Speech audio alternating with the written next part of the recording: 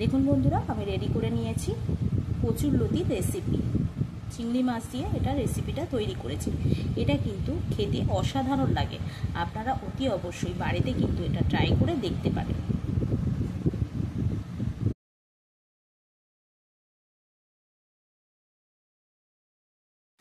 নমস্কার বন্ধুরা, tasty and one byte চ্যানেলে আপনাদের স্বাগত। আজকে যে রেসিপিটা নিয়ে এসেছি এটা হলো লতি। তো এটা বানানোর জন্য আমি লতিটাকে কেটে ছাড়িয়ে নিয়েছি। এবারে এটাকে আমি হালকা করে সিদ্ধ করে নেব। বন্ধুরা, আপনারা কেমন আছেন? আশা করি আপনারা ভালো আছেন। এখানে আমি অল্প পরিমাণে জল দিয়ে দিলাম যাতে এটা হালকা করে সিদ্ধ হয়ে যায়।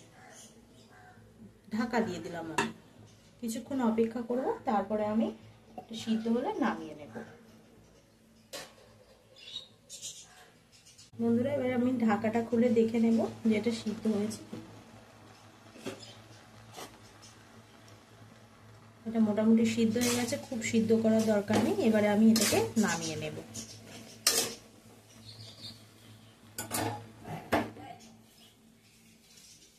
বন্ধুরা, আমি এটা লতি রান্নাটা আমি চিংড়ি মাছ দিয়ে করব। ওই জন্য ছোট ছোট চিংড়ি মাছকে আমি আগে থেকে ভেজে রেখে দিয়েছিলাম। এই ভাজাটা দিয়েই আমি করব। বন্ধুরা, আমি এখানে আবারও কড়া বসিয়ে দিয়েছি।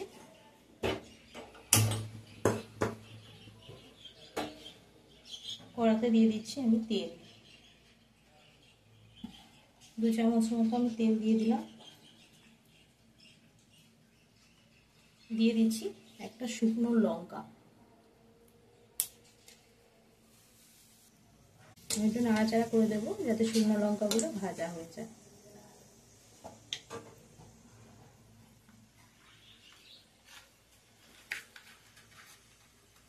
এখানে আপনারা সর্ষে ফোড়ন দিতে পারেন, তবে আমাদের সর্ষেটা খাওয়া হয় না, সেই জন্য কালো জিরে ফোড়ন দিচ্ছি।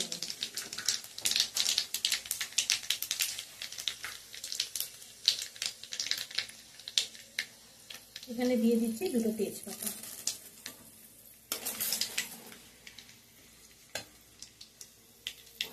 যে লতিগুলোকে সিদ্ধ করে রেখেছিলাম সেগুলো আমি এখানে অ্যাড করে দেবো।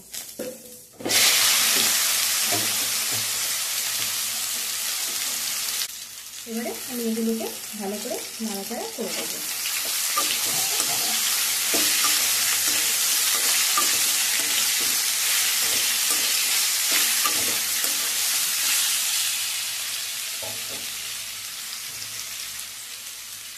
এখানে আমি অ্যাড করে দেবো হলুদ গুঁড়ো। 1/2 চামচ মতো হলুদ গুঁড়ো অ্যাড করে দিলাম।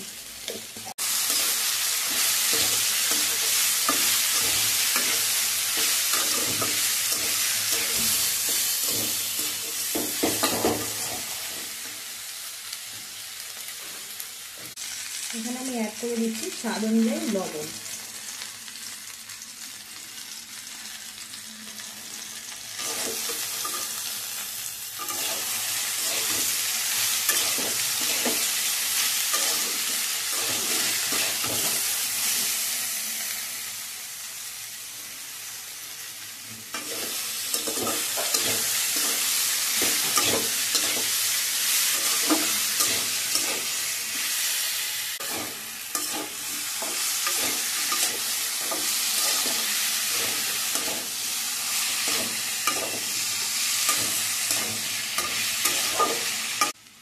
এবারে এটাকে আমি একটু ঢাকা দিয়ে দেবো।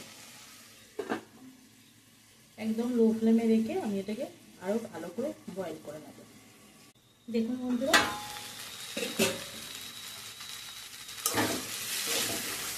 আমার এটা সিদ্ধ হয়ে গেছে পুরো ভালোভাবে।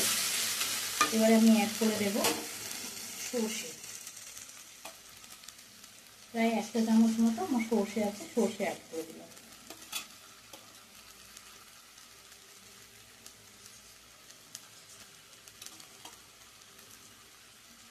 এর সঙ্গে অ্যাড করে দিচ্ছি আমি লঙ্কা পেস্ট, কাঁচা লঙ্কার পেস্ট দিচ্ছি, এটাকে অ্যাড করে দিলাম। এটাকে ভালো করে নাড়াচাড়া করে নেব।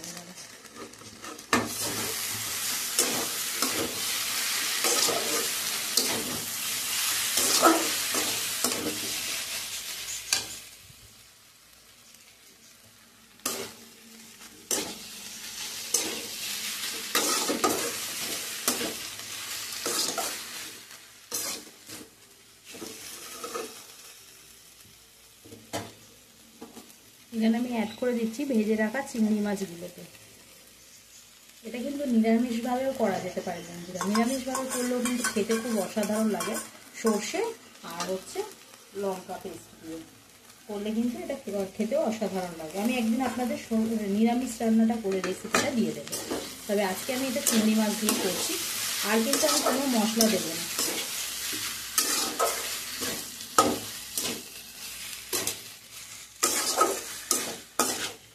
তো যতক্ষণ না মশলাটা ভালোভাবে কুক হচ্ছে ততক্ষণ আমি এটাকে ভালো করে নাড়াচাড়া করে নেব।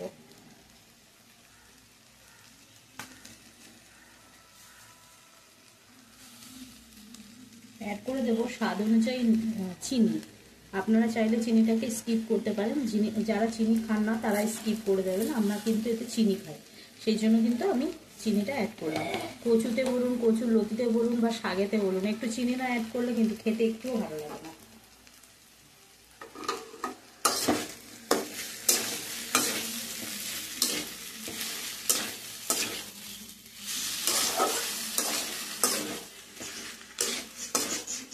এইভাবে ভালো করে নাড়াচাড়া করে একদম লো ফ্লেমে আমি রেখেছি।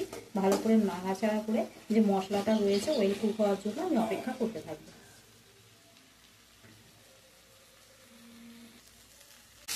দেখুন বন্ধুরা, কচুর লতি রেসিপিটা আমার রেডি হয়ে গেছে। এবারে আমি এটাকে নামিয়ে নেব।